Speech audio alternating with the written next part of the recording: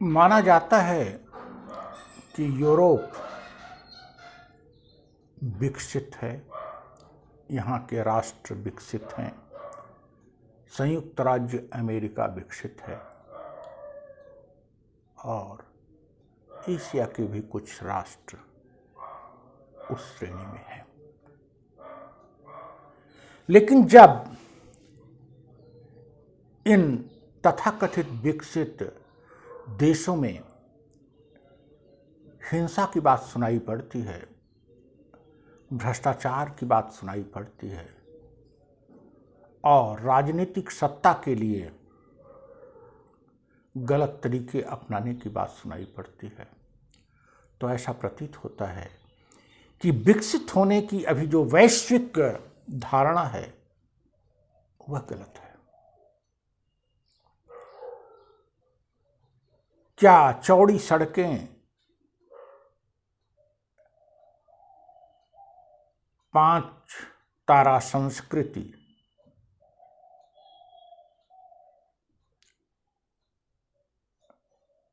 नाभिकी शक्ति संपन्नता, बड़े बड़े बाजार, ऊंची ऊंची अट्टालिकाएं ही विकास है?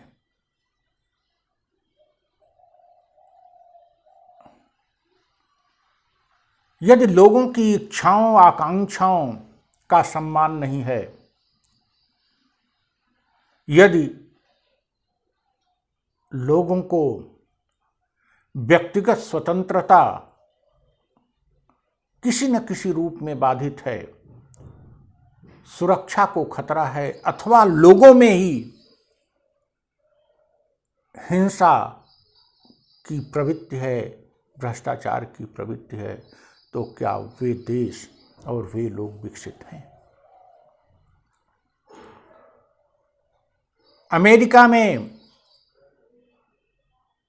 ट्रंप जिस तरह से बर्ताव किए सभी ने देखा। 4 साल the so called developed country of America में ट्रंप जैसे राष्ट्रपति हुए और वहाँ लोकतंत्र के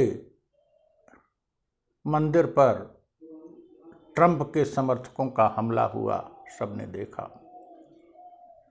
रूस में लोकतंत्र को दबाने के लिए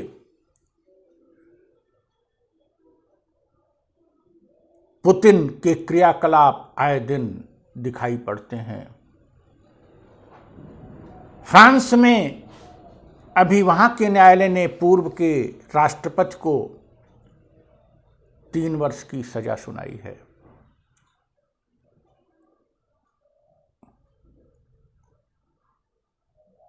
सऊदी अरब, ईरान जैसे राष्ट्रों में हस्तक्षेप, प्रति हस्तक्षेप जारी हैं। यमन की समस्या तो हम इस आधार पर हटा देते हैं कि वो विकसित राष्ट्र नहीं है। बर्मा में सेना द्वारा तख्ता पलट को इस आधार पर हम नजरअंदाज कर देते हैं कि वो विकसित राष्ट्र नहीं है। लेकिन द सो कॉल्ड विकसित राष्ट्रों में क्या हो रहा है? Why there is violence, there is corruption, there is insecurity among person in developed countries. यदि स्वीडन, स्विट्जरलैंड, नॉर्वे, फिनलैंड जैसे कुछ देशों को छोड़ दिया जाए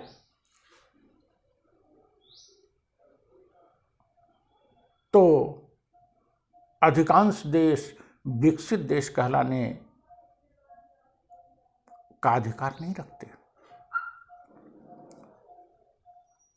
अमेरिका में अभी बहुत कुछ होना है विकसित होने के लिए।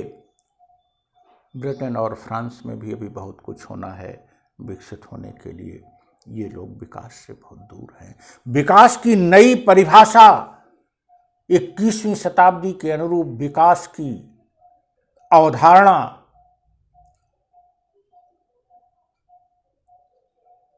को लाना होगा और उसे साकार करना होगा, वरना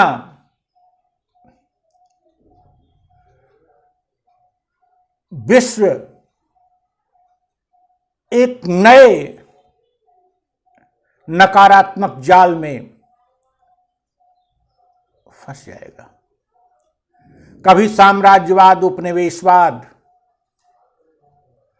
शक्ति का और विकास का प्रतीक होता था, जब उसको नकारा गया तो नाभिकीय शक्ति विकास का प्रतीक बना, कोल्ड वार चला।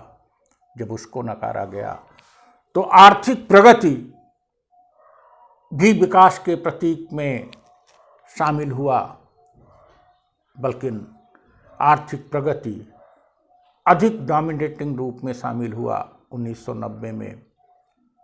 क्या नाभिकीय शक्ति, आर्थिक विकास और साम्राज्यवाद, उपनिवेशवाद को नकारने के बाद अन्य देशों पर वर्चस्व करने की इच्छा शक्ति और इच्छा विकास है? क्या द सो कॉल्ड विकसित राष्ट्रों ने इस इच्छा का परित्याग कर दिया है कि उनके वर्चस्व के अधीन कितने राष्ट्र हों? क्या उन्होंने इस इच्छा का परित्याग कर दिया है कि वो बल, सैन्य बल के भरोसे और इसके आधार पर तमाम राष्ट्रों पर अपनी लंबरदारी चलाना चाहते हैं? नहीं परित्याग किया है। और जब नहीं परित्याग किया है, जब उन्होंने हिंसा का परित्याग नहीं किया, भ्रष्टाचार का परित्याग नहीं किया, सत्ता लोलुपता का प्रतिकार नहीं किया, लोगों की इंडिविजुअल लिबर्टी जारी रखने में उनको अभी भी गुरेज है, तो विकसित कैसे हैं? और जब विकसित नहीं है तो उनके विकास की दीवार कभी भी चूर चूर हो सकती है। पूरे विश्व को, हम तो समझते हैं पूरे विश्व को, और यदि पूरा विश्व इस दिशा में अग्रसर नहीं होता है तो भारत को इस दिशा में पहल करनी चाहिए और विकास की एक नई अवधारणा निर्मित करके, उसकी परिकल्पना करके उसको साकार करने की दिशा में आगे बढ़ना चाहिए। उस परिकल्पना में आर्थिक विकास सूचकांक, सामाजिक विकास सूचकांक और मानवीय विकास सूचकांक तो शामिल होंगे ही, साथ साथ उन प्रवृत्तियों को भी शामिल किया जाए जिन प्रवृत्तियों से स्वेच्छाचारिता, निरंकुशता, वर्चस्व कायम करने की इच्छा जैसी चीजें पनप सकती हैं, पैदा हो सकती हैं। उन प्रवृत्तियों को शामिल करना चाहिए जो खुश रहने और सबको खुश देखने, प्यार पाने और प्यार देने, सम्मान पाने और सम्मान देने में विश्वास करता हूं। The index of happiness, the index of pleasure, the index of individual liberty, as well there must be the index of attitude not to intervene, not to dominate, not to establish supremacy over others। यहां तक कि हमारी जो विश्व गुरु होने की परिकल्पना है, इसमें भी कहीं न कहीं प्राउड है, कहीं न कहीं अहंकार है। क्यों हम विश्व गुरु बने? हम न विश्वगुरु किसी को मानेंगे, न हम विश्वगुरु बनेंगे। सभी लोग सर्वे भवन्तु सुखना सर्वे सन्तु निरामया। सभी के सुख की कल्पना, सभी के सम्मान की कल्पना, किसी पर किसी के वर्चस्व को नकारने की प्रवृत्ति हमें लाना होगा। हम सबसे शक्तिशाली हो जाए, हम मार्गदर्शक हो जाएं, इसमें अहंकार की बू है। विश्वगुरु में भी अहंकार की बू है।